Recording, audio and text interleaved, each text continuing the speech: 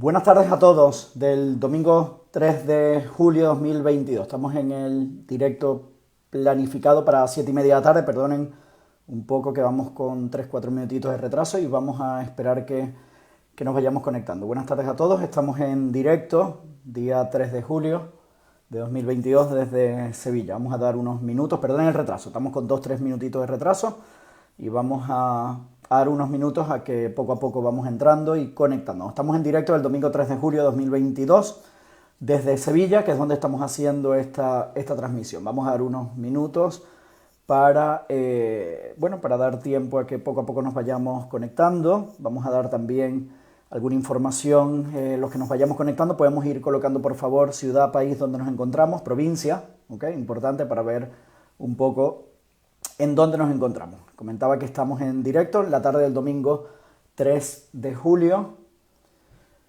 de 2022, en pleno verano. Así que nada, vamos a dar unos minutitos para comenzar. Y mientras tanto, mientras nos vamos conectando, podemos ir colocando la ciudad, país, provincia, donde nos encontramos en este momento.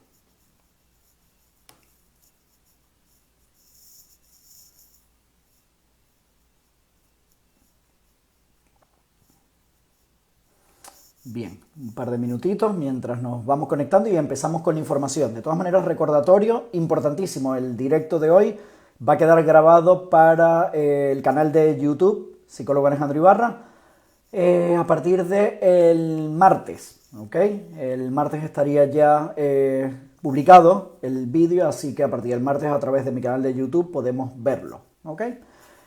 Luego, sí, ya vemos que nos vamos conectando. Samuel desde Ibiza, saludos Samuel. Melissa, Madrid, muy bien, saludos. Norma Gallar, en fin, vamos dando la bienvenida a todos los que nos vamos conectando. Vamos colocando por favor ciudad, país. Vanessa desde Sevilla, hola a todos. Vamos colocando por favor ciudad, país donde nos encontramos y vamos a ir comenzando. Entonces comentaba que ya vamos a empezar y el directo de hoy queda grabado a través del canal de YouTube, psicólogo Alejandro Ibarra, a partir del martes. Sería cuando se suba. Hoy vamos a tratar y a trabajar con 3 puntos fundamentales. Sensaciones corporales en TOC es uno de los puntos que vamos a hablar hoy. El siguiente punto es lo que son los principios básicos y no tan básicos de la terapia de exposición con prevención de respuesta. Y por último, las compulsiones mentales. Algunas compulsiones mentales bastante más frecuentes, otras menos frecuentes, y cómo combatirlas. Importantísimo.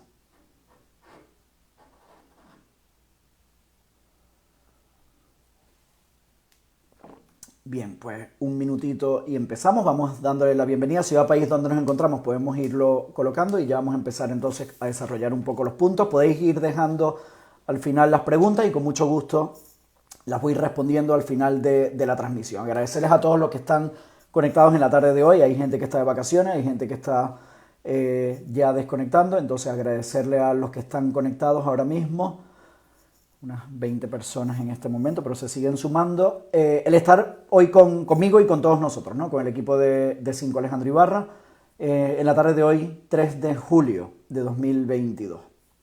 Así que va a ser el último directo seguramente del verano y retomamos luego a la vuelta en septiembre seguramente. Entonces, bien.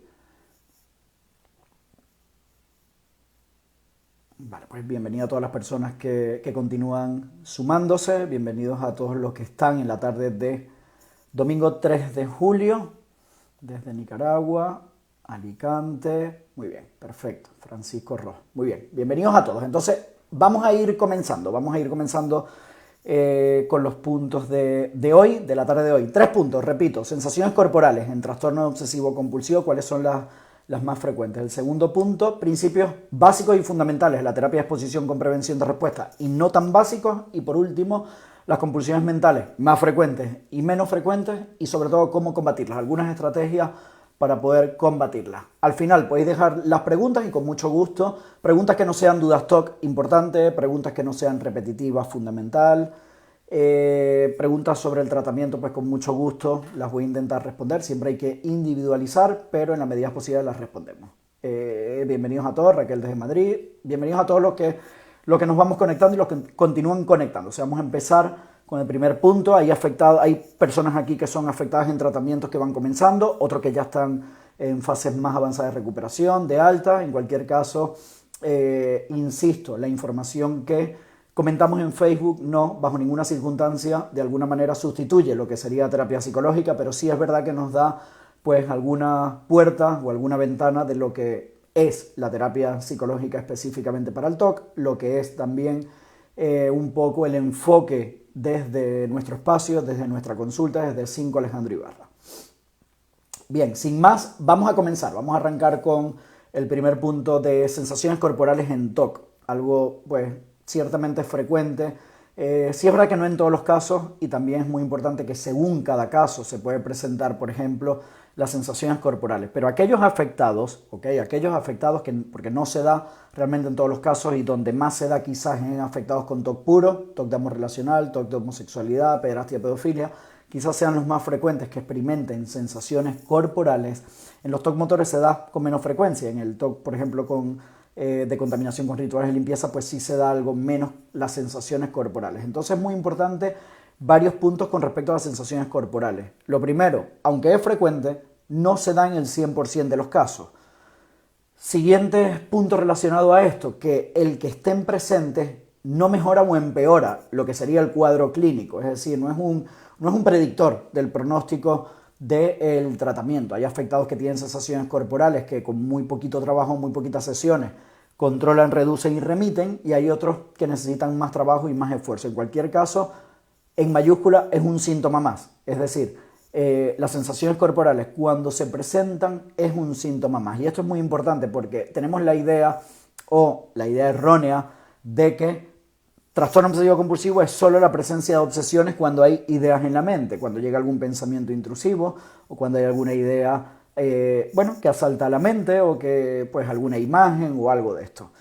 Y siempre recordemos que cuando hablamos de trastorno obsesivo compulsivo puede ser cualquier, no solamente idea, frase, imagen, impulso, etcétera, etcétera, sino también sensación.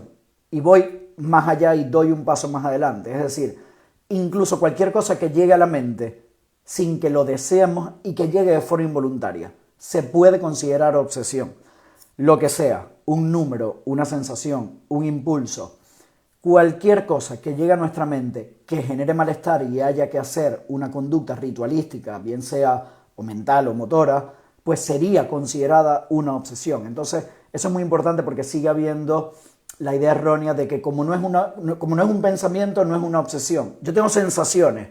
Sí, las sensaciones es un síntoma más. Es decir, no es nada del otro mundo en el sentido de que sigue siendo un síntoma y hay que tratarlo como un síntoma, por lo cual no es algo aislado, es algo que forma parte dentro del cuadro clínico y forma parte dentro de toda la ecuación del trastorno obsesivo compulsivo. En algunos casos se da, en otros no se da, como he dicho hace un momento, no es un predictor del pronóstico, no quiere decir que como yo lo tengo mi caso es peor y no me voy a recuperar, y bueno, pues pueden asaltar dudas u obsesiones relacionadas a eso, pero eso no quiere decir eso y no es un predictor, por lo tanto hay que trabajarlo como un síntoma más. Ahora, ¿cuáles serían las sensaciones corporales quizás un poco más frecuentes o las más desagradables? Hay varias. Una concretamente sería la sensación groinal, que es cualquier tipo pues, de cosquilleo, enrojecimiento, pues, calentamiento, vibración de la zona genital. Se puede dar en el hombre, en la mujer, se puede dar en los genitales o en la parte anal también. Eso es una de las sensaciones corporales quizás más desagradables, pero que también tiene muy buen pronóstico. Es que muchas veces tenemos la idea errónea de que como que es complejo y no puede tratarse. Es decir, como a mí me ocurre esto, que le ocurre a pocas personas, de que tengo una sensación groinal a nivel genital o a nivel anal, mi caso es peor y no puede recuperarse. No, es que es más de lo mismo. Volvemos al punto un poco de partida. Debemos hacer lo complejo simple. Y eso es una, quizás, de mis características con respecto al enfoque que hago del trastorno obsesivo compulsivo. Que por muy complejo que sea, intentamos hacerlo fácil. Primero, para que podamos entenderlo. Y segundo, para que sepamos cómo tratarlo. Entonces, independientemente de que haya presencia de una sensación groinal, esté donde esté, sea donde sea, puede tratarse. Normalmente se trata con bastante eficacia, ¿ok? Y normalmente con poco trabajo o pocas sesiones, dependiendo de cada caso en particular, puede responder muy bien al tratamiento, en control, en reducción y en remisión. Esa es una quizás de las más frecuentes. Otra sensación corporal, obviamente, pues se puede dar la ley de efectos reversos, el querer sentir y no siento, más enfocado al TOC de amor relacional. También es algo que la persona no solamente le angustia, sino que en algunos casos pues sí puede presentarse. Una vez más, no es un predictor de pronóstico del cuadro clínico. No quiere decir que como lo tengo, mi cuadro empeora y el que no lo tenga se recupera. No, debemos ir poco a poco a la comunidad TOC, sobre todo mostrarle que todo es una batería de síntomas. Y cuando hablamos de batería de síntomas, quiere decir que son diferentes síntomas que pueden llegar a tu mente de diferentes formas, porque por eso se llama, o por eso es lo heterogéneo del trastorno obsesivo-compulsivo, porque puede presentar diferentes formas, pero hay un solo tratamiento. Y entonces, por muy complejo que sea, aunque haya que individualizar el tratamiento, es uno solo. Quiere decir que eso ya facilita un poco la labor. Sí, el tratamiento, aunque es uno solo, también tiene sus particularidades y ahora hablaremos un poco de ello. Pero, sobre todo, es muy importante romper el estigma y dar visibilidad a todo lo que estamos trabajando, haciendo, compartiendo, sobre todo por el resultado final, que es la recuperación. Nos bombardean muchas veces con información errónea, información confusa, información poco útil, ¿ok? Esto es sumamente importante, información poco útil, información sumamente teórica, que funciona bastante bien para una clase de psicología, pero nunca para poder ponerla en práctica en el día a día para que puedas recuperarte. Entonces, toda esa información hay que agarrarla o cogerla con pinza, hay que filtrarla, ¿ok? Muy importante porque, insisto, tenemos mucha información, pero definitivamente no es útil. Entonces, cuando tenemos mucha información y no es útil, definitivamente no podemos lograr una recuperación, porque vas a ir trabajando en base a algo teórico, no en base a algo práctico. Es decir, tienes muchos conocimientos, tienes mucha teoría que te vale para un salón de clase, pero que yo no lo puedo poner en práctica porque cuando me llega el pensamiento, ¿qué hago? ¿O cómo lo hago? O cuando me llega la imagen o cuando me llega la sensación. Claro, estamos perdidos en el sentido de que no tienes las herramientas necesarias para poder hacerle frente a esa situación. Entonces, de lo que se trata es de hacerlo complejo simple. Vamos a facilitar las cosas. Y de lo que se trata es de poder compartir información que a ti te va a resultar útil para poder hacerlo desde este mismo momento cuando el directo termine. ¿Ok? Es decir, Alejandro ha comentado esto. Vale, pues voy a hacerlo de esta forma. O voy a, de alguna forma pautar la estrategia y ponerla en práctica. Es decir, vamos a hacerlo complejo simple. Con respecto a las sensaciones corporales, tendemos siempre o a confundir o tendemos siempre a hacerlo más complejo, enredar, a complejizar. Y parece que cuanto más tecnicismo y más información, confusa o super, hiper, mega técnica, etcétera, etcétera, sería mejor. Y es todo lo contrario. Necesitamos hacerlo fácil para que lo puedas tener en el día a día y de esa forma vas a poder recuperarte en línea recta de una forma bastante más eficaz, rápida y segura. Seguimos con las sensaciones corporales para ir cerrando este punto. En algunos afectados se puede presentar o se presentan algunas sensaciones de ansiedad que pueden entorpecer o pueden interferir en lo que sería la terapia de exposición. Eso no se da en todos los casos ni mucho menos. Afectados, por ejemplo, que están más preocupados o rumiando o con más obsesiones relacionadas a la recuperación o relacionadas a la ansiedad que tienen que al propio estímulo en sí. Es decir, a mí no me genera tanto malestar el estímulo de ¿y si soy gay? O el estímulo de, en el TOC de contaminación, una situación, pues tocar una mesa que creo que está sucia y luego hacer prevención y respuesta. No, estoy más preocupado por las sensaciones de ansiedad corporales. Es decir, estoy más preocupado por la taquicardia, el mareo, la boca seca o cualquier tipo de sensación como parestesia, dolores musculares, etcétera, etcétera, que del propio estímulo a trabajar. Cuando ocurre esto, eso quiere decir que la ansiedad que estás experimentando, o una vez más, a veces no es la ansiedad como tal, sino sensaciones o alarmas corporales como taquicardia y boca seca, en otros casos mareo y boca seca. Cuando eso ocurre, hay que sigue solo si interfiere. Si no interfiere, se sigue trabajando con exposición como tal, o al pensamiento, o a imaginación, o en vivo. Pero cuando eso ocurre, sí hay que utilizar una técnica específica que se llama exposición interoceptiva, porque quiere decir que las sensaciones corporales están interfiriendo en la exposición que estamos haciendo de o al pensamiento, o imaginación, o en vivo. Por lo cual hay que detenernos, ¿ok? A ver qué es lo que está ocurriendo con la ansiedad y modificar a exposición interoceptiva antes de continuar trabajando con exposición en los diferentes tipos, como lo he comentado, al pensamiento, en imaginación o en vivo. ¿Eso ocurre en todos los casos? No, ni mucho menos. Y una vez más, hay que individualizar. ¿Por qué hay que individualizar? Porque en algunos casos, simplemente el hecho de que se trabaje 1, 2, 3, 4 sesiones de exposición en imaginación o en vivo hace que esa ansiedad de base, primero, obviamente, la vamos tolerando, nos vamos habituando, va disminuyendo, lo que ya entendemos como la curva de la ansiedad, y entonces no hace falta un trabajo específico con exposición interoceptiva. Ahora, ¿qué ocurre? Si llevamos 4, 6, 8, 10 sesiones trabajando exposición al pensamiento, por poner un ejemplo, y esa ansiedad sigue interfiriendo, entonces hay que modificar la pauta de exposición a exposición interoceptiva antes de continuar con exposición al pensamiento, en imaginación o en vivo. Pero eso se da a lo mejor un caso cada 30, ¿ok? O sea, eso realmente no es algo que ocurra con cierta frecuencia, pero sí es importante tomarlo en cuenta. Sí es importante tomarlo en cuenta porque ahí es cuando decimos la ansiedad o las sensaciones corporales o las alarmas propias del cuerpo están interfiriendo en la exposición, por lo cual debería o debo modificar lo que sería el tipo de exposición que tengo que hacer. No es otra cosa, una vez más, lo complejo lo vamos a hacer simple. Lo que tengo que modificar es el tipo de exposición. ¿Para qué? Para que esa sensación de ansiedad o sensaciones corporales las controle, las reduzca, hasta que poco a poco vayan remitiendo y desaparezcan. Bien, entonces, resumiendo con el primer punto, sensaciones corporales. Es un síntoma más. Nos lo grabamos como un mantra. Es un síntoma más. Da igual que no venga en forma de típico como pensamiento, imagen, etcétera, etcétera. Cualquier cosa que vaya llegando a la mente sin que lo desee me produzca una respuesta que a veces no es ansiedad, puede ser miedo, puede ser angustia, puede ser duda, puede ser culpa, asco, cualquier que sea la respuesta, debo hacer una estrategia que se va a llamar compulsión para calmar ese malestar. Por lo cual ya estaríamos en presencia de síntomas de obsesiones, pero la sensación corporal es un síntoma más y una vez más no es un predictor del pronóstico del cuadro clínico en general. Esto no funciona de esa forma. Como tengo presencia groinal, mi cuadro es peor o mi caso es único, mi caso es excepcional.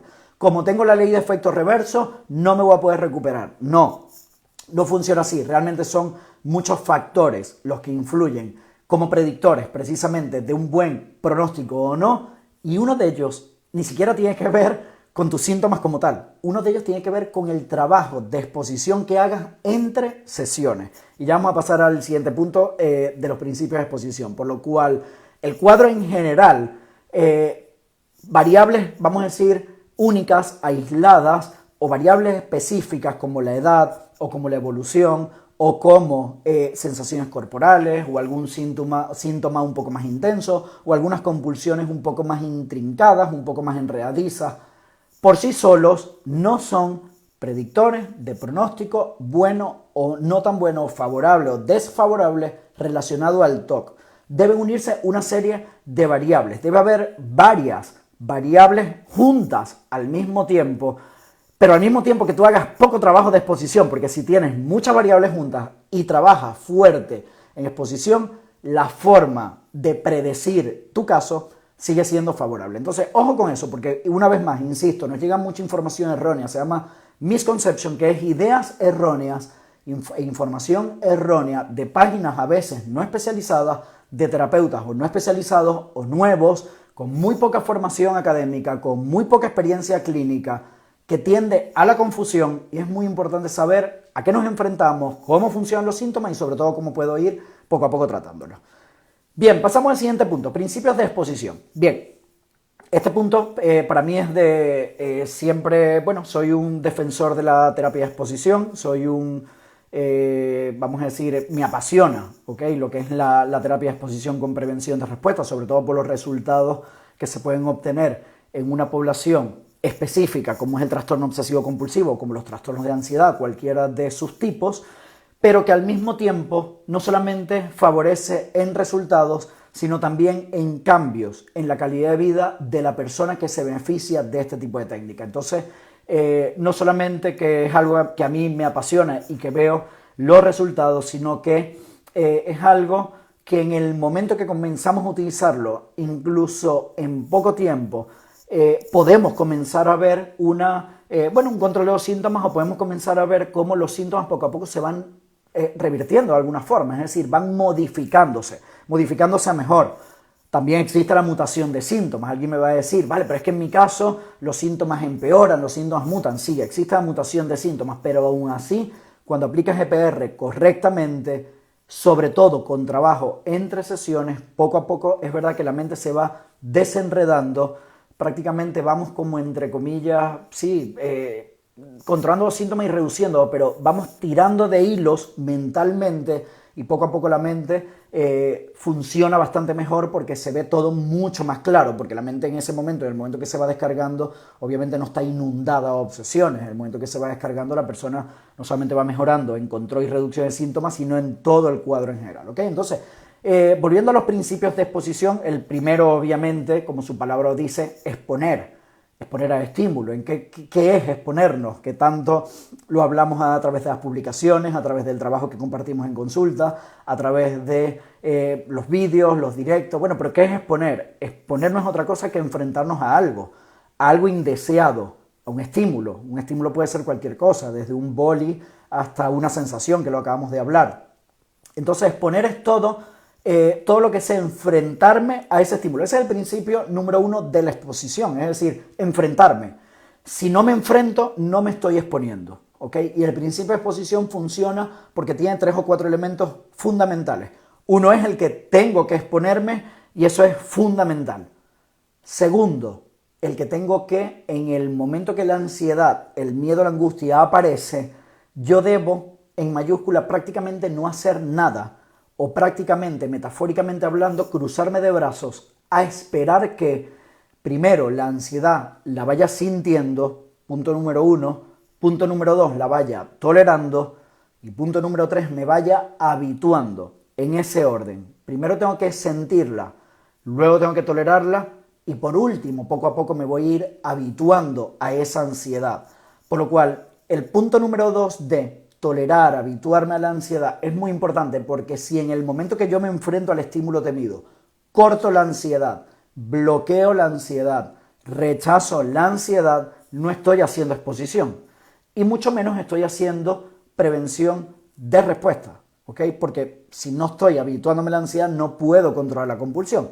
Entonces, muy importante, no solamente habituarme a la ansiedad, es decir, sentir la ansiedad, tolerarla en ese orden, y por último, poco a poco, me voy a ir habituando, y eso ocurre prácticamente de forma, entre comillas, automática. ¿En qué sentido? En que nuestro sistema mental, parasimpático, simpático, etcétera, etcétera, el cuerpo está hecho y la mente de forma perfecta, prácticamente, por lo cual mi propio sistema del propio cuerpo va a hacer que esa ansiedad me habitúe y poco a poco disminuya. Por eso es que es muy importante, ahí hay un error terapéutico también, en intentar que la ansiedad desaparezca, o intentar no sentirla, intentar bloquearla. No. La ansiedad es un proceso donde debes tolerarla, habituarla, porque ya ahí tu cuerpo, que es muy inteligente y sabio, y la mente, va a terminar de hacer su trabajo para que tú puedas habituarte a esa ansiedad. Entonces en ese momento no debes hacer nada, no puedes hacer nada, porque debes respetar precisamente eso del principio de tolerar, de sentirla y sobre todo de habituarte, hasta que poco a poco va disminuyendo.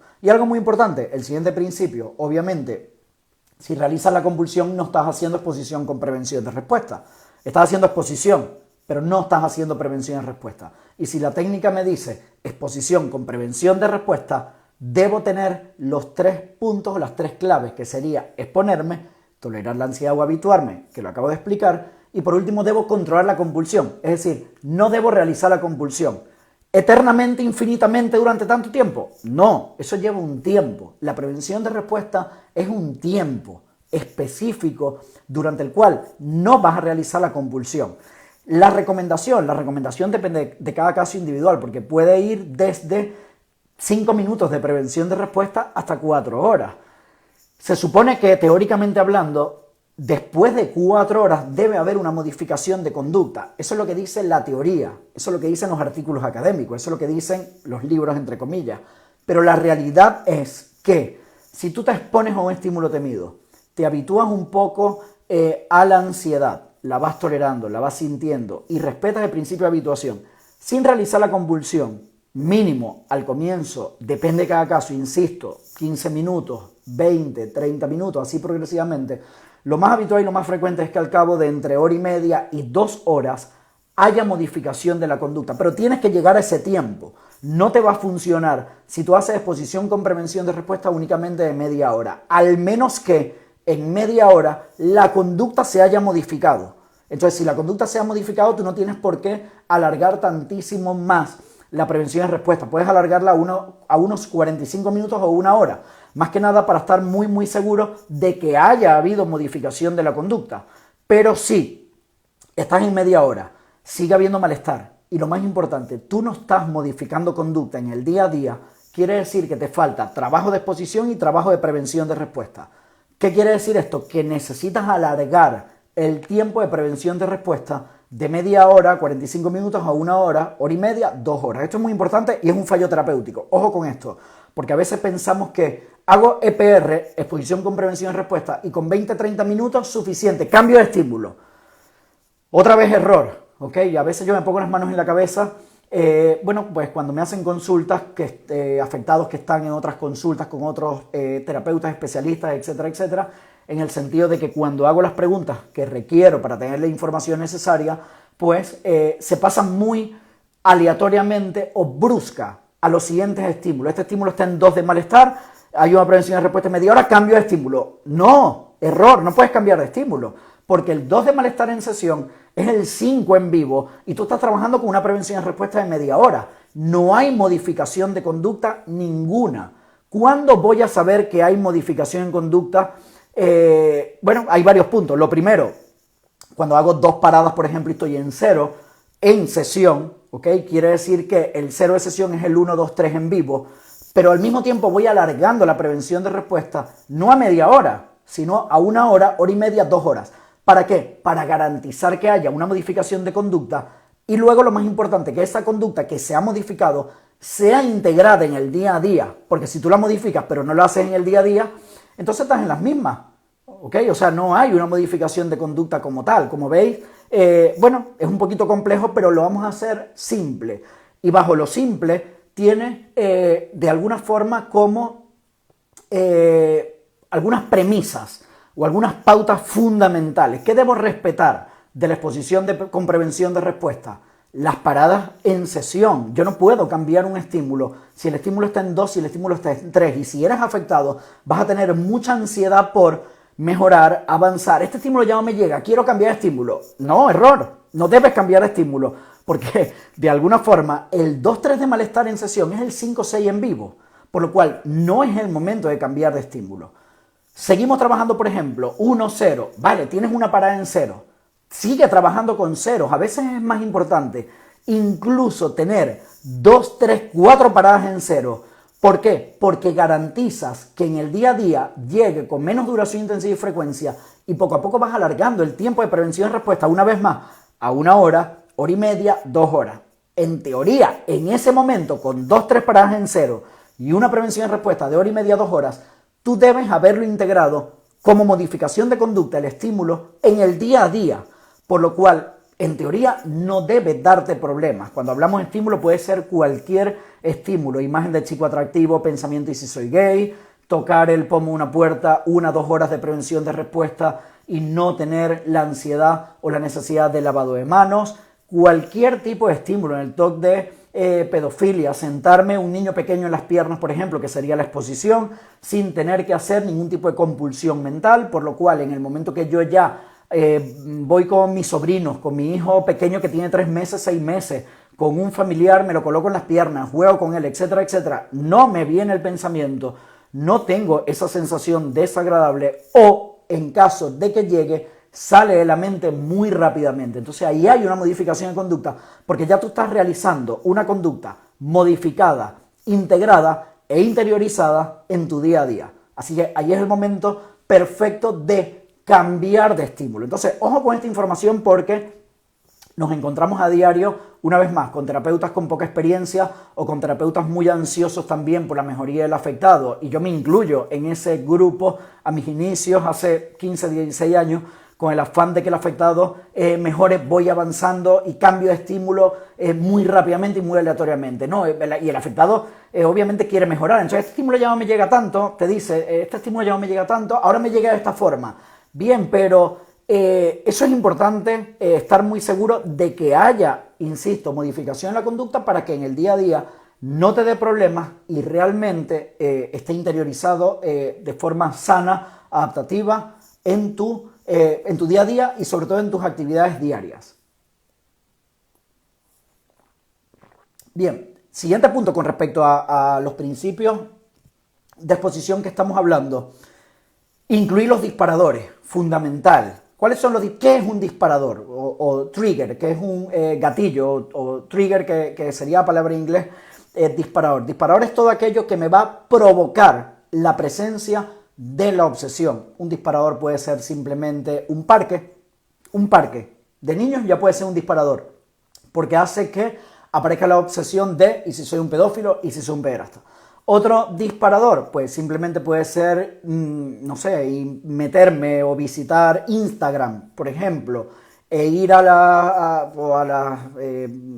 las notificaciones o a lo que sea, a cualquier tipo de información, y ya el hecho de estar en Instagram, ya pum, salta la imagen. Y si me tropiezo con un chico atractivo, ¿ok? Ya ese sería el disparador. Entonces, es muy importante introducir el disparador en la exposición con prevención de respuesta, porque vas a garantizar que la ecuación sea completa, aunque no siempre es tan recomendable trabajar con los disparadores, porque a veces no es ni necesario, a veces llega de forma automática, pero siempre está precedido por un disparador. Entonces es muy importante, si tenemos la oportunidad de introducir el disparador dentro de la exposición, en imaginación sobre todo o en vivo, sería importante o sería recomendable introducirlo. Eso también puede ser un fallo.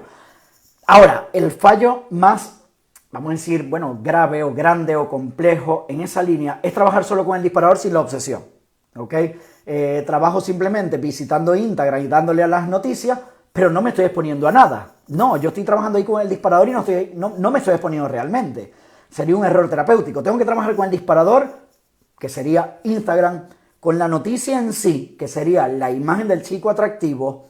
Me tengo que exponer, tengo que habituarme a la sensación de ansiedad y tengo que hacer prevención y respuesta, que sería no utilizar, que ahora vamos a hablar de ello, un razonamiento lógico o una respuesta a esa compulsión.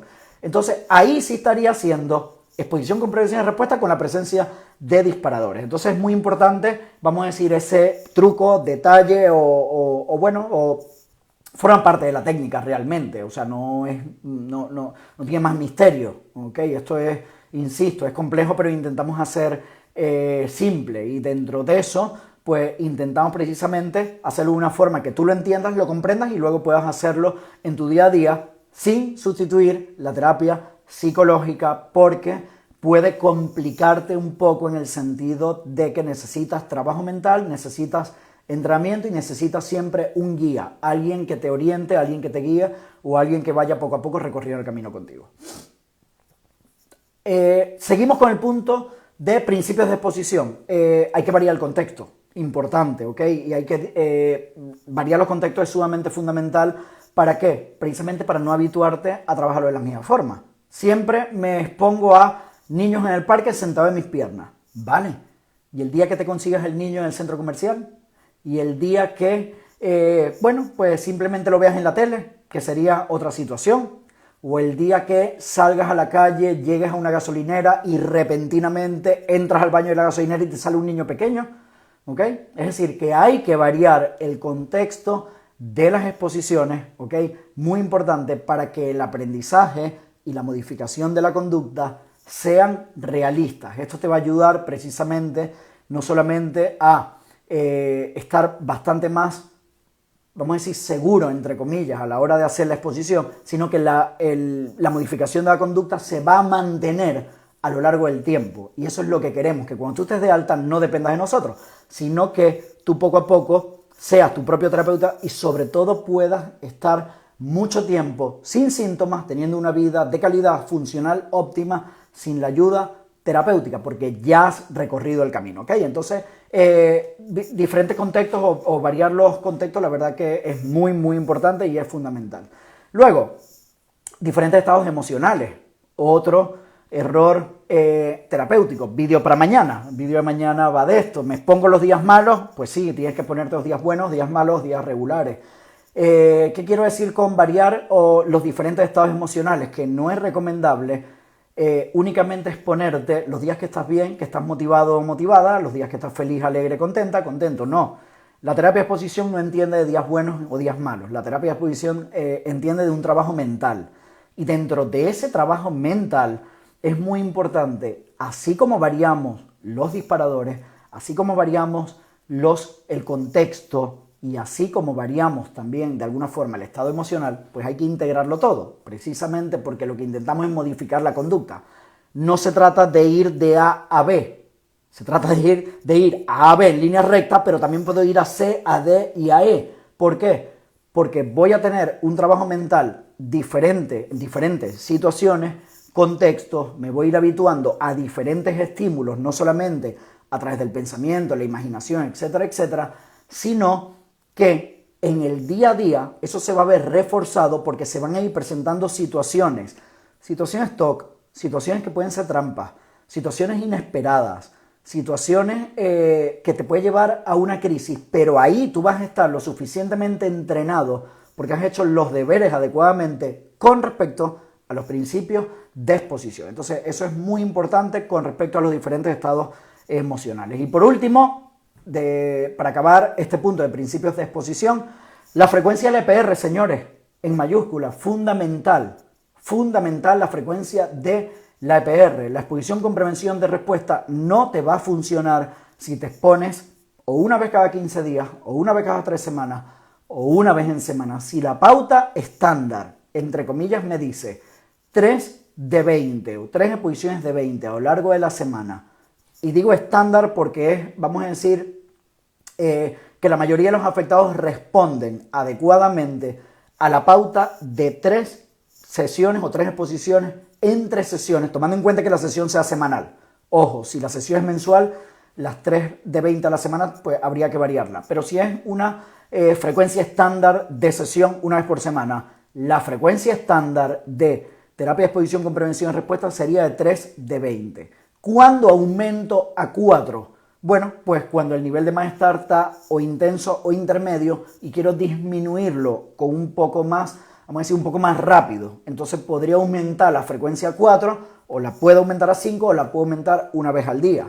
¿Cuándo puedo aumentar el tiempo de exposición entre sesiones? Pues de la misma forma, cuando quiero darle un trabajo un poco más intenso, lo aumentaría a 25 minutos o a media hora, o incluso una vez al día 30 minutos, o en caso de TOC severo, donde el afectado tiene muchos rituales o la mente está muy excesivamente enredada o intrincada. Entonces debo aumentar la terapia de exposición a 5 días o una vez al día. En muchos casos funciona bastante bien, o 5 o una vez al día incluso. Pero al fin y al cabo tienes que tener frecuencia de exposición. Lo que no te va a valer es cuando haces exposición o pretendes mejorar o pretendes que haya una mejoría significativa haciendo exposición una vez en semana, al menos que te lo hayamos pautado. Si te lo hemos pautado concretamente en una semana puntual, ok, pero si no es el caso, no vas a experimentar grandes cambios realizando la terapia de exposición una vez por semana, no es lo recomendable. Debes aumentar la frecuencia del EPR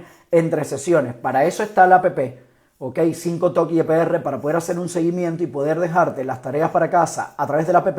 Y para aquellos que no tengan la app, por lo que sea, porque están en un país que no ha llegado la app, aunque cada vez son menos los casos porque está disponible en casi todos los países.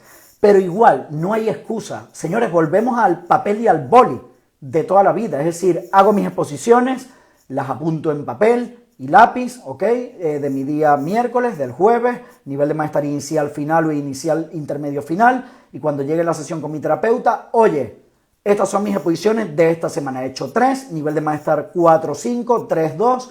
¿Para qué? Para nosotros saber por dónde vamos, qué has hecho y poder continuar el camino. Porque la sesión, lo que vamos a hacer prácticamente a partir de la sesión número 2 es revisar la tarea de exposición, valorar cómo te ha ido la semana con respecto al estímulo que se va a trabajar, o que se está trabajando, mejor dicho, en 2, 3, 4 minutos, pasamos a exponer durante 30 minutos, y los últimos minutos prácticamente es para darte la tarea para casa. O sea que en 35, 37, 38 minutos como mucho, la sesión da por finalizada. El resto es lo que nosotros vamos a hablar en el punto de ahora, que serían las compulsiones. El resto, cuando tú quieres dialogar, conversar, hablar, razonar, te tengo que comentar esto que es muy importante para mí, te tengo que comentar esto que me acaba de pasar esta mañana, esta situación. No son más que compulsiones. Entonces, damos por cerrado el punto número 2 y nos vamos al punto número 3, que serían las compulsiones mentales y cómo combatirlas.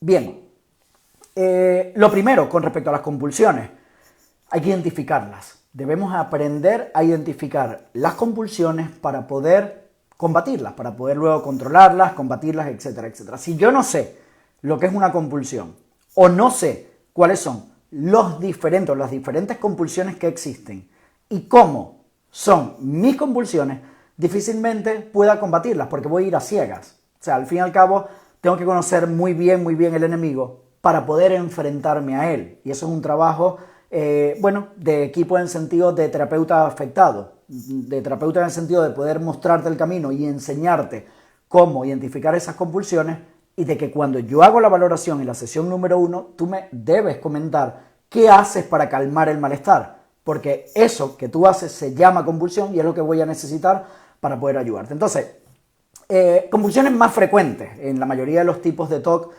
sobre todo puro, pues todo lo que tiene que ver con Google, Internet, chat, webs, foros en general. Son compulsiones muy frecuentes, muy tóxicas, muy dañinas. Son compulsiones que el afectado cae en ellas una y otra vez. Es lo más fácil de hacer. Tengo una crisis TOC, o lo que el afectado dice, una crisis de ansiedad, que no es una crisis de ansiedad propiamente dicha, porque viene precedida de un disparador, ¿ok? Simplemente, lo primero, como es tan fácil y tan asequible Google, Internet, etcétera, etcétera, pues de la misma forma tengo que identificarlas, tengo que saber y aprender que la visita a Google, foros, chat, etcétera, etcétera, es tóxico, me va a enredar, me va a meter en una trampa, prácticamente me va a arrastrar, y luego de esa trampa es más complicado salir. Entonces es muy, muy importante este tipo de compulsiones, tenerlas muy, vamos a decir, caladas, estudiadas, muy identificadas, sería la palabra correcta, muy identificadas, porque debo alejarme de esa información. Aquí me hacen una pregunta, de todas maneras ahora iremos a las preguntas. Aquí me hacen una pregunta de cómo combatir las compulsiones en niños.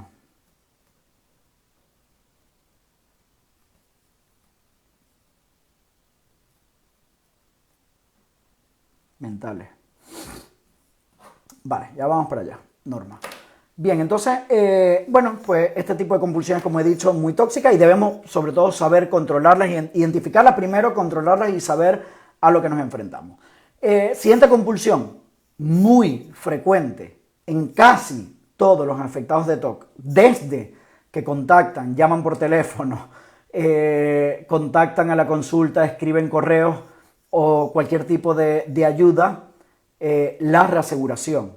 Importante, la reaseguración. Todo lo que sea hacer una pregunta para obtener una respuesta o una información se llama reaseguración y es una compulsión. Es una de las más frecuentes, también junto con Google, Internet, etcétera, etcétera.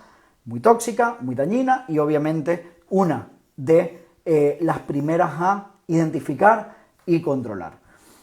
Otra compulsión bastante frecuente, confesión, ¿ok? Lo que es confesar los síntomas. ¿Por qué creéis ustedes que en nuestra consulta hablamos poco y exponemos mucho? Señores, todo esto tiene un porqué y todo esto está muy estudiado por mí o en parte lo tengo muy, vamos a decir, identificado y trillado desde hace muchos años. Y las sesiones largas o las sesiones donde prácticamente te doy el derecho a palabra, ojo con esto, donde prácticamente te doy el derecho a palabra, no es más que lo que estoy comentando con las compulsiones. Reasegurar, confesar, me ha ocurrido esto, necesito comentarte esto otro, déjame hablar un momento por favor hoy porque debo solucionar esta duda de la situación que se me ha presentado. Es que mi madre quiere esto, es que mi padre lo otro. Señores, hablar es un trabajo mental. Si quieres realmente que te ayude, si quieres que mi equipo te ayude, no te molestes, entre comillas, cuando te cortamos y pasamos a exponer, porque es una estrategia conductual.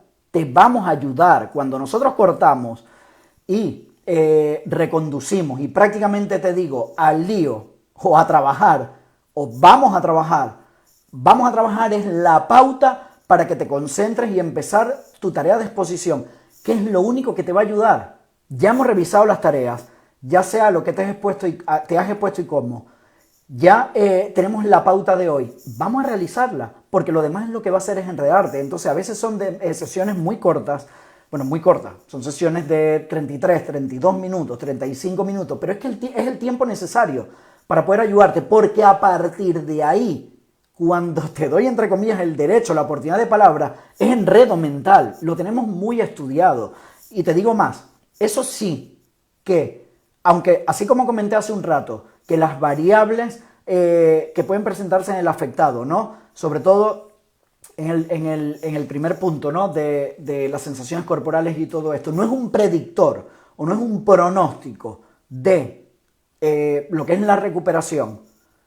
También te digo que cuanto más hables y más utilices la palabra, aunque no es un predictor directo, la recuperación se ralentiza. Lo que nosotros queremos hacer, lo vamos a hacer en más tiempo o en mayor número de sesiones, por lo cual no te va a beneficiar en lo absoluto. No es recomendable, no lo hagas, sigue la pauta, trabaja con sesiones cortas pero intensas, 30, 32, 33 minutos de sesión, donde has hecho una buena exposición de media hora con prevención de respuesta, siguiendo la pauta que te ha dado tu terapeuta. Lo otro es desconcentrarte, hablar, trabajar media hora de sesión, pero el estímulo se va de la mente, no estás introduciendo la intensidad necesaria, por lo cual habla poco, exponte mucho y tu recuperación no se va a ralentizar, tu recuperación va a llegar mucho más rápido, por lo cual hazlo, estamos intentando que lo complejo se haga simple, haz el trabajo y el trabajo es en poco tiempo, es como ir al gimnasio. Eso era una idea errónea que yo tenía también hace muchos años. Cuanto más entrenes, mejor. No, y no es cierto.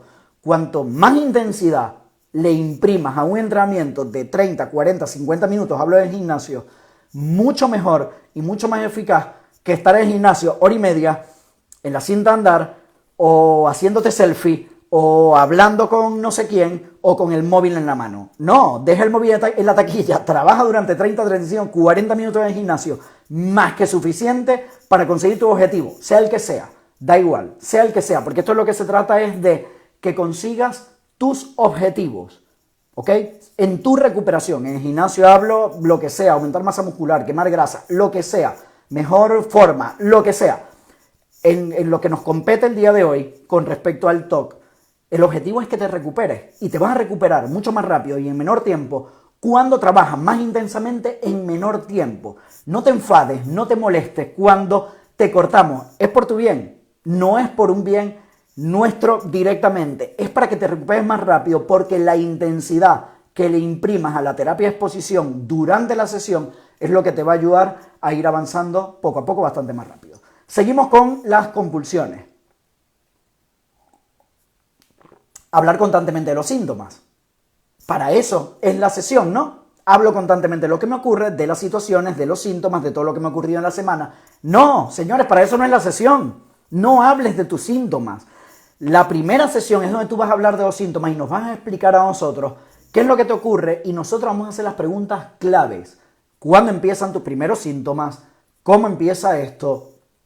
¿Qué llega a tu mente apenas te levantas en el día, por ejemplo?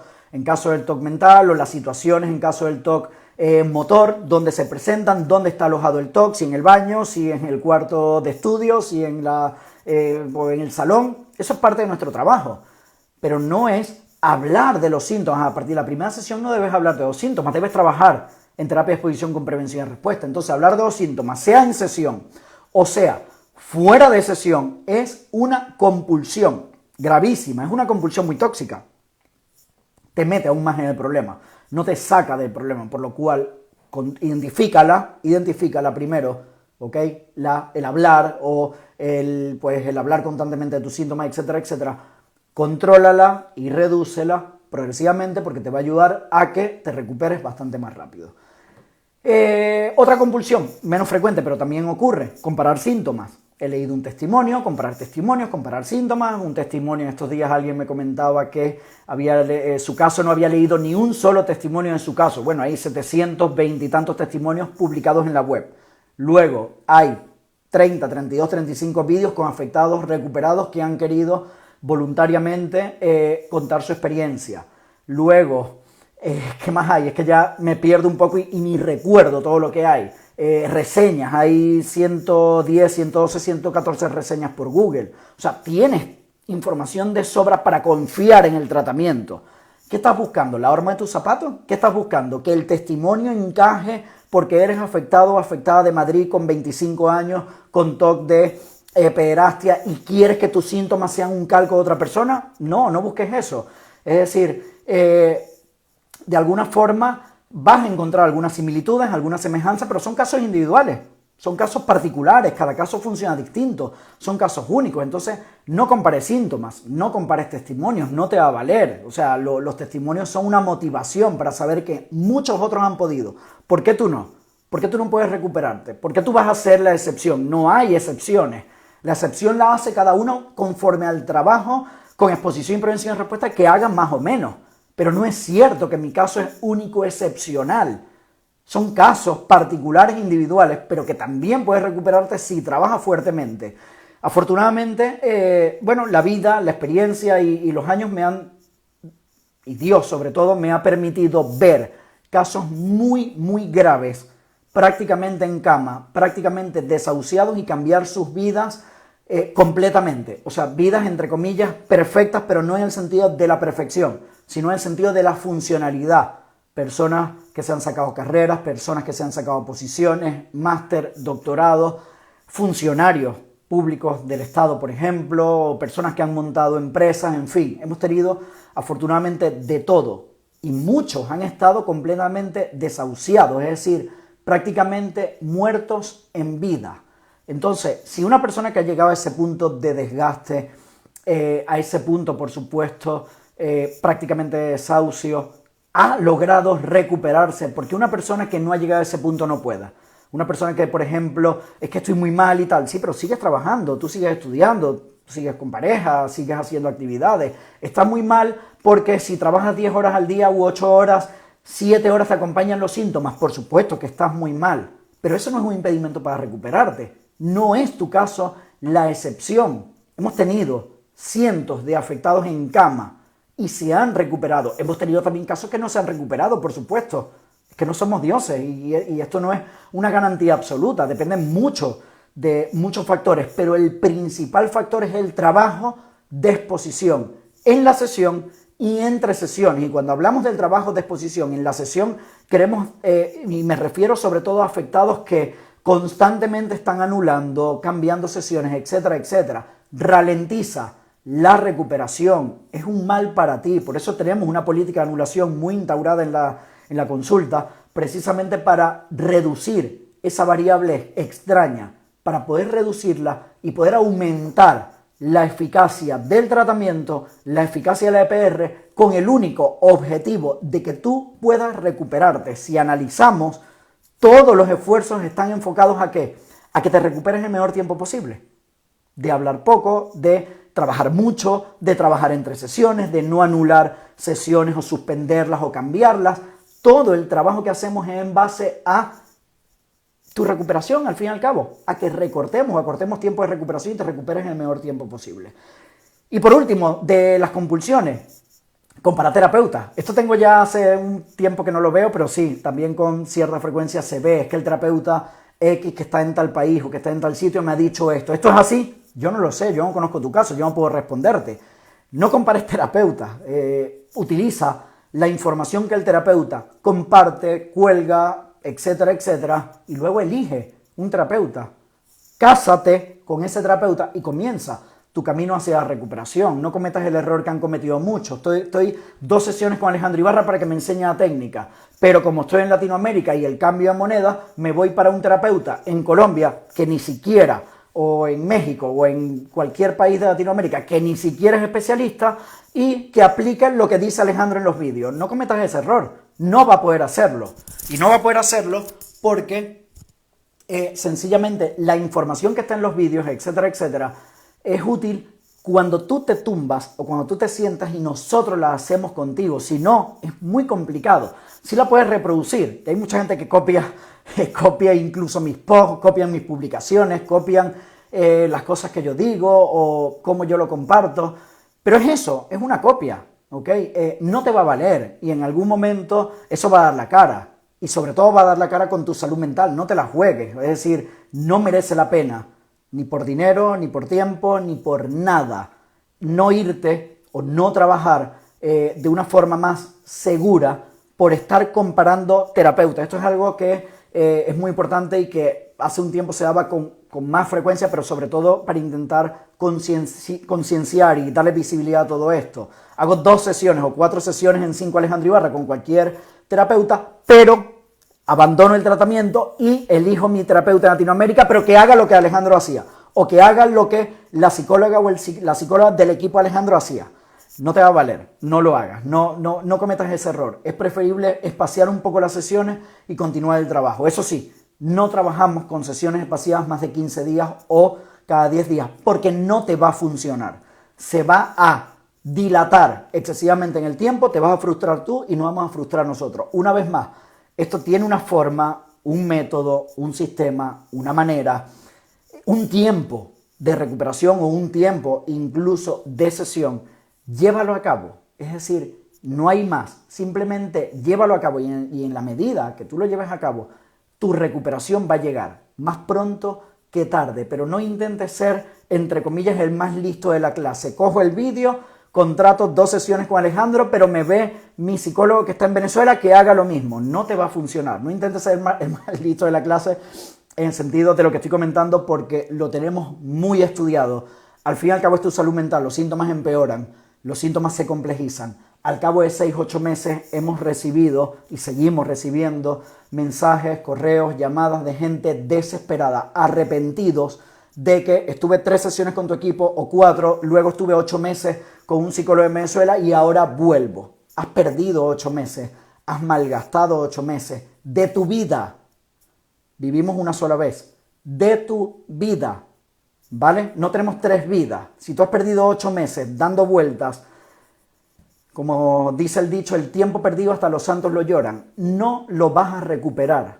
Por lo cual tienes que volver a empezar y has dejado pasar la oportunidad de 8 meses de trabajo a conciencia fuerte, en línea recta, para poder recuperarte. Así que si te doy una recomendación de corazón, no cometas ese error. Simplemente planifícate, organízate y ten también salud financiera en el sentido de que puedas garantizar tu tratamiento durante 6 meses, 8 meses, 1 año, cueste lo que cueste. Los tratamientos son asequibles hoy en día, ¿ok? Cueste lo que cueste, pero trabaja en tu recuperación. No lo hagas por mí, no lo hagas por 5 Alejandro Ibarra. Hazlo por ti, ¿ok? Tú eres más importante que todo esto. Hazlo por ti. Al fin y al cabo es tu salud mental, ¿de acuerdo? Y vamos a ir respondiendo a las dudas. Podemos ir escribiendo las dudas. Aquí vamos a ver las preguntas, perdón. Yo tengo aquí algunas, voy a intentar recuperarlas del chat porque están muy arriba, ¿ok? Podemos ir, vamos a ver.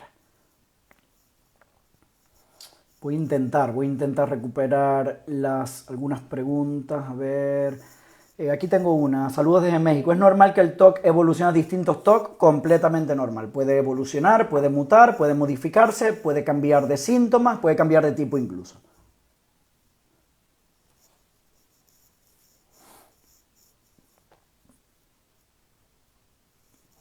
A ver, Doc, ¿y si mi TOC empieza porque me sentí deseado por un hombre y siento una excitación por ser tomado y poseído por un hombre, mejor dicho, por ser ultrajado, ¿cómo me expondría? La verdad que no lo sé. No lo sé porque la pregunta es un poquito compleja y tendría que hacer una jerarquía de síntomas y tendría ya que individualizar tu tratamiento. Entonces es una pregunta bastante difícil de responder, por lo menos ahora mismo en este chat. Léame por favor, quisiera saber si tengo TOC para atenderme con usted o si es otra cosa, porfa. Si, para eso el teléfono de la consulta. Si estás en otro país, que no sea España, de todas maneras en mi Facebook, en mi web www.alejandroibarra.es, en contacto, tienes los datos de contacto, correo electrónico y teléfono de la consulta. Ahí lo tienes visible, públicamente está colocado para que puedas llamar o escribir a la consulta y puedas pedir información. A ver, Christopher de México, Alejandro, ¿la ansiedad en sesión debe bajar a cero antes de pasar al siguiente estímulo? Preferiblemente sí, preferiblemente debe bajar a cero, aunque haya afectados que tienen una ansiedad de base de un 1 o de un 2. Si llevamos varias sesiones con un 1 o un 2 y no con un 1 o un 2, que sería la ansiedad de base, pero con una prevención de respuesta relativamente larga de 1 hora, hora y media o 2 horas, y está integrado o interiorizado en el día a día, no haría falta que llegue a cero. Ojo, porque todo esto tiene lectura de letras pequeñas y hay que individualizarlo. ¿Debe llegar siempre a cero? No. Hay afectados que tienen una ansiedad de base de 1 o de 2 o de 1,5. No tenemos que hacer 45 exposiciones hasta que llegue a cero. No. ¿Por qué? Porque aumentamos la prevención de respuesta, pero en el día a día está integrado. ¿Ok? O sea que ha habido una modificación en conducta y luego en el día a día no hay ruido o no le llega a la mente. Así que solucionado.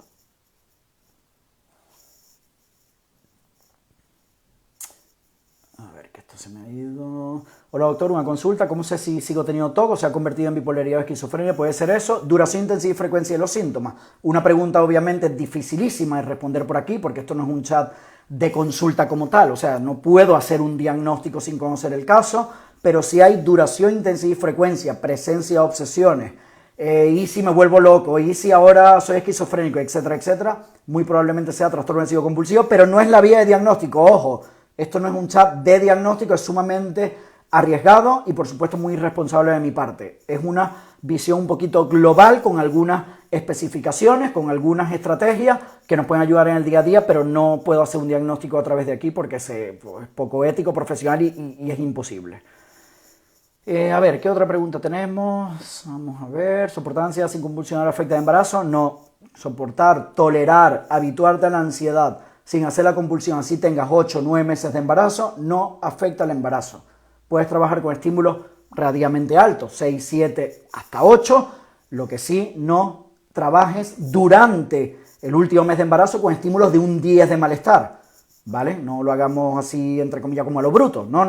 Bajamos un poquito la intensidad del estímulo y trabajo con 6, 7, 8 y suficiente para seguir mejorando. Luego que dé a luz, que tenga mi hijo o hija, entonces ya retomo con estímulos más altos. Esa sería un poquito la recomendación.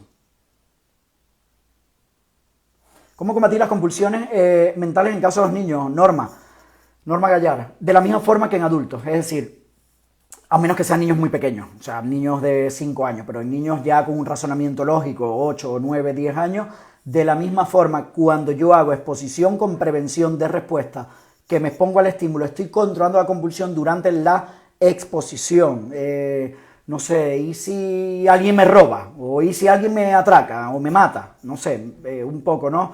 En caso de un niño, pues tengo que exponerlo y controlar en menos tiempo, en lugar de los 5 minutos cada parada, cada 2, 3, 4 minutos, ir valorando de que no esté realizando la compulsión mental de o razonar, o dialogar, o darle una respuesta al pensamiento. Eso sería la única salvedad, pero funciona prácticamente igual que un niño. Que un adulto, perdón. ¿Puede cambiar el contenido del TOC o siempre sea el mismo? Puede cambiar, sí, el contenido del TOC puede cambiar, no siempre es el mismo, puede mutar. Gracias Alejandro por tu gran labor de destinar tu tiempo a hacer directos de esta índole para arrojar luz en el camino sombríos del TOC. Un fuerte abrazo. Gracias Norma, gracias por tu comentario y por acompañarnos. ¿Se pueden hacer exposiciones por voluntad propia además de las pautas del terapeuta? Muy buena pregunta, esta pregunta me gusta. No es recomendable, es decir, si tu terapeuta te ha dicho o te ha recomendado, te ha pautado 3 exposiciones para casa, sigue la pauta. Lo que sí puedes conversar con él es, mira, se me hacen cortas, quiero avanzar un poquito más rápido, y tu terapeuta puede aumentar un poquito la frecuencia de la exposición o intensificarla, pero no hagas tanto lo que tu terapeuta no te ha indicado. Trabaja siempre bajo la guía, orientación y pauta de tu terapeuta. Es la forma más segura de acortar el camino. Esto aquí es un mensaje muy largo, no lo sé, no me contesta nada, le pregunto, agobia, acaba de terminar, es que parece que es una situación, además mi hijo ahora mismo está saliendo del cuarto. No lo sé. Alejandro, ¿en cuánto tiempo se produce la habituación luego de estar aplicando EPR con un estímulo de 8-10 de malestar? Depende. Una muy buena pregunta también, pero difícil de responder porque depende de muchísimos factores. Es decir, la habituación en un afectado se puede dar en 2 exposiciones y en otro puede tardar 25 exposiciones. Eso es algo muy habitual. Depende de muchos factores, depende de la intensidad del estímulo que se está trabajando, depende del trabajo entre sesiones que el afectado vaya realizando. Depende de, ya te digo, depende de muchos factores, entonces no hay una regla. El principio de habituación es muy individual. Puede tardar desde 1 a 2 exposiciones hasta muchas. Es algo bastante difícil como de predecir. Lo que sí es verdad, es difícil de predecir, pero a medida que vamos conociendo al afectado con el que estamos trabajando, sabemos que va mejorando más rápido, su ritmo puede ser un poquito más rápido o más lento, menos rápido.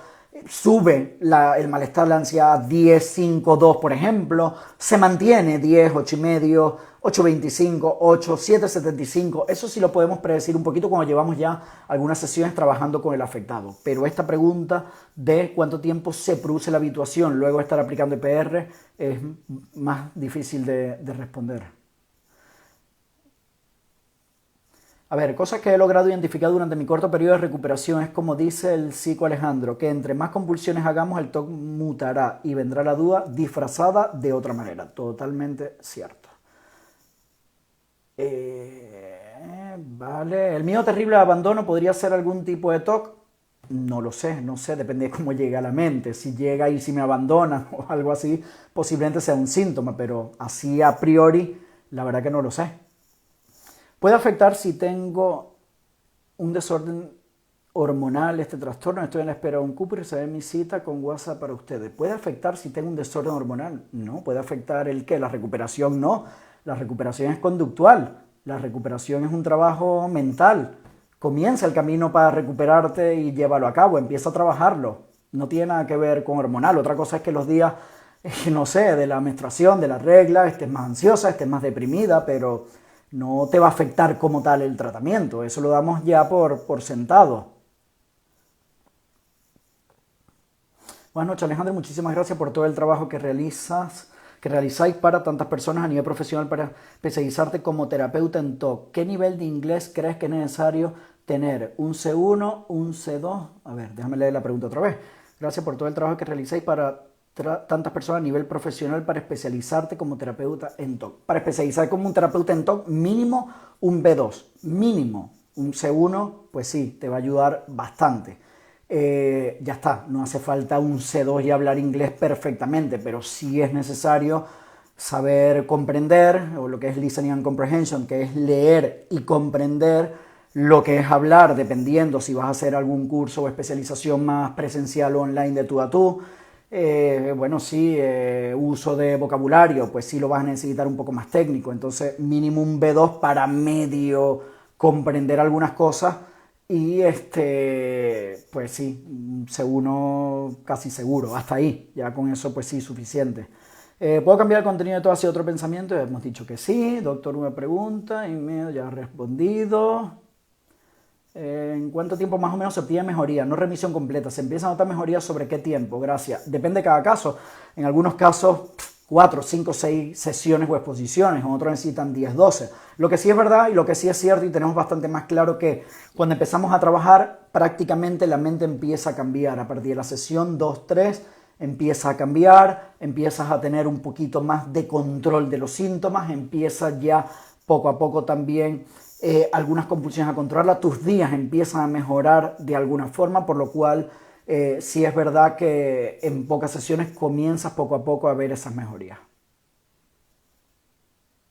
¿Cómo identificar tus compulsiones? Pues muy importante, con la ayuda de tu terapeuta. En el último punto que hemos desarrollado hoy de las compulsiones te he dado algunos ejemplos y así puedes identificarlas. Google, confesar, reasegurar, hablar, comentar tus síntomas, comparar terapeutas, comparar testimonios.